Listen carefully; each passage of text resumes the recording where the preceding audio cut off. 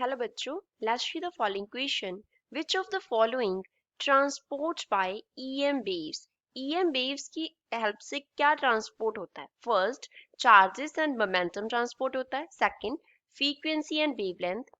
Third, energy and momentum. And last option is wavelength and energy. So first of all, we will talk about the key concept used in the question. इस question में हम क्या key concept use करेंगे? यहाँ पे हमें क्या दिया है? EM वेव्स दिया है. तो फर्स्ट ऑफ ऑल EM का क्या मीन्स है?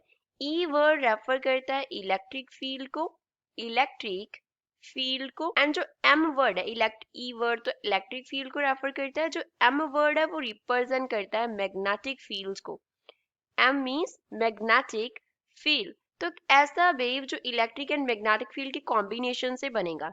इलेक्ट्रिक एंड मैग्नेटिक फील्ड जब दोनों एक दूसरे के परपेंडिकुलर डायरेक्शन में ऑसिलेट करते हैं, परपेंडिकुलर डायरेक्शन में क्या करते हैं? ऑसिलेट करते हैं. तो तब हम बोलते हैं कि जो वेव्स प्रोड्यूस हो रही हैं वो क्या है? EM वेव्स हैं. अब सपोज जो इलेक्ट्रिक फील्ड है वो हमारा किसके अलोंग था? एक्स एक्सिस के अलोंग था. जो मैग्नेटिक फील्ड था वो हमारा वाई एक्सिस के अलोंग था. ये दोनों एक दूसरे के परपेंडिकुलर डायरेक्शन में ऑसिलेट करते थे. तो इनकी परपेंडिकुलर डायरेक्शन के इनकी डायरेक्शन जो होगी उसके परपेंडिकुलर डायरेक्शन में जो EM वेव्स है वो प्रोड्यूस होंगी. EM वेव्स देन वो किस डायरेक्शन में प्रोपेगेट होंगी?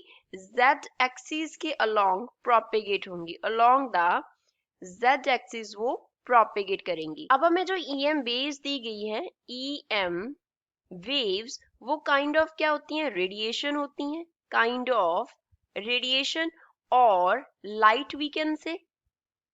Kind of light. तो अगर वो काइंड ऑफ लाइट है दैट मीन्स वो क्या ट्रांसपोर्ट कर रही हैं? एनर्जी ट्रांसपोर्ट कर रही हैं. क्योंकि रेडिएशन अगर होगा, लाइट अगर होगा तो वो किससे बना होगा?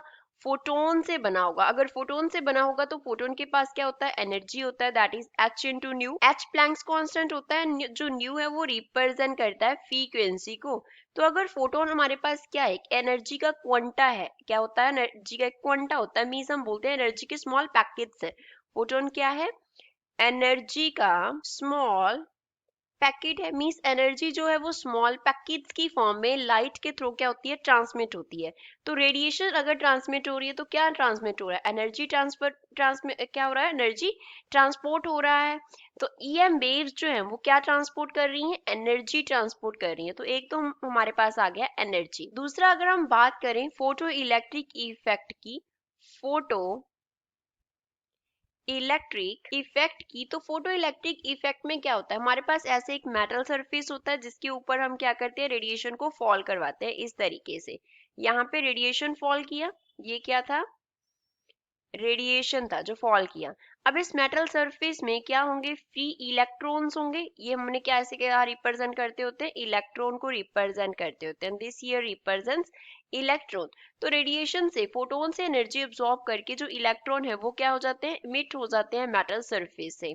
तो इस इफेक्ट को हम क्या बोलते हैं? कि फोटोन्स अब्सॉर्ब हुए, इमिट क्या हुआ? इलेक्ट्रॉन हुआ. तो फोटो इलेक्ट्रिक इफेक्ट जो है वो यहाँ पे प्रोड्यूस हो रहा है. तो जो इलेक्ट्रॉन इमिट होते हैं उनका क्या होता है? वेवलेंथ होता है. जो हमारे पास इमिट होते हैं उनको हम बोलते हैं photo electrons. And photo electrons के पास क्या होता है? वेवलेंथ होता है. और अगर हम वेवलेंथ के लिए डी ब्रुगलियस फॉर्मूला यूज करें तो लैम्डा का जो फॉर्मूला है वो h/p होता है. एंड जो p है वो रिप्रेजेंट कर रहा है किसको? मोमेंटम को. अब जो इलेक्ट्रॉन इमिट होता है उसका जो वेलोसिटी है, इलेक्ट्रॉन का वेलोसिटी ve से अगर हम लिखें वो किस पे डिपेंड करता होता है? वो डिपेंड करता है on the frequency of incident light. New हमने फ्रीक्वेंसी को डिनोट किया था. फ्रीक्वेंसी कितना है इंसिडेंट रेडिएशन का, उस पे क्या डिपेंड करेगा? वेलोसिटी डिपेंड करेगा.